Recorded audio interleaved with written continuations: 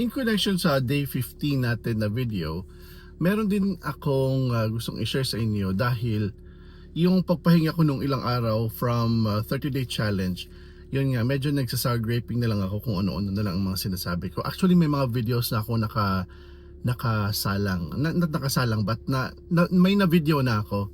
However, dahil hindi ako certain at hindi ako sure sa content or sa topic na dinidiscuss ko, and when I listen to it once again, not na-disappoint kasi nga spontaneous tayo dito, 'di ba?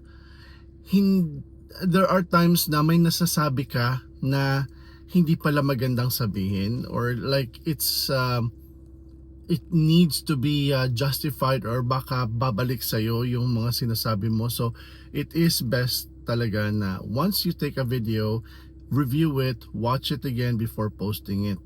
Kasi there are things that na nasasabi mo na iba yung nasa isip mo na ibig mo sabihin, pero iba yung nasasabi mo.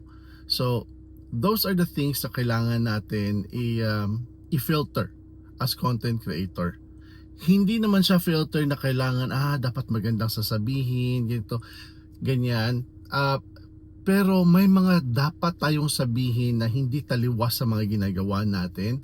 At saka yung mga sasabihin natin na dapat sigurado tayo sa information. May mga nasasabi kasi ako doon na hindi ako sigurado, or medyo ako mismo ang natamaan. I don't mind kung natamaan ako, pero yung mga information na sinasabi ko doon, it's not really well researched. So baka babalik sa akin at ako mismo yung may magkamali doon. So kaya importante na mag-research. Dapat certain ka sa mga information na sinishare mo, and don't just post ng video or magsalita ka sa video na hindi ka nag-research, or magpo-post ka ng text all about someone, all about something, tapos hindi mo research. So kailangan mag-research. Be certain. Stay cool, stay safe, stay blessed, and peace. This is day 16, amping mo.